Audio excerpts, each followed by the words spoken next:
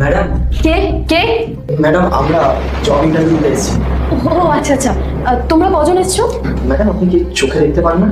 অনেক ছোটবেলায় আমার একটা অ্যাক্সিডেন্ট হয়েছিল, তারপর থেকে চোখে আর কিছু দেখতে পাই না। আচ্ছা যাই হোক, তোমরা তোমাদের নাম বলো। ম্যাডাম আমার নাম রাহুল। ম্যাম আমি বর্ষা। আচ্ছা আচ্ছা, তোমাদের কোয়ালিফিকেশন এবার বলো। ম্যাম আমি MBA কমপ্লিট করেছি আর আমার 5 বছরের জব এক্সপিরিয়েন্স আছে। আর আমি যদি আপনার কোম্পানিতে জবটা করি তাহলে আপনার অনেক প্রফিট হবে। বাহ, এ তো খুবই ভালো। আচ্ছা রাহুল তোমার? ম্যাডাম আমি ক্লাস 9 অবধি পড়াশোনা করেছি আর আমার সেরকম একটা জব এক্সপিরিয়েন্স হলো একদমই নতুন। আপনার অফিসে যা কাজ হবে আমি করে দেবো, আমার কোনো অসুবিধা হবে না। কি বললে ভাই? তুমি ক্লাস 9 অবধি পড়াশোনা করেছো আর চলে এসছো এখানে জব ইন্টারভিউ দিতে?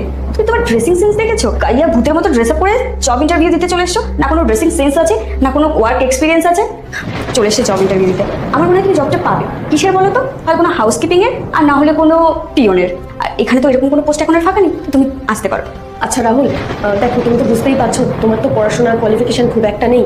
আমাদের কোম্পানিতে একটা ওয়ার্কিং এক্সপিরিয়েন্স ক্যান্ডিডেট দরকার ছিল, কিন্তু তোমার তো এক্সপিরিয়েন্স খুব একটা নেই। আর এখনকার সময় পড়াশোনা জানলে সব কিছুই হয়, আর পড়াশোনার এক্সপিরিয়েন্স না থাকলে কোনো কাজই পাওয়া যায় না।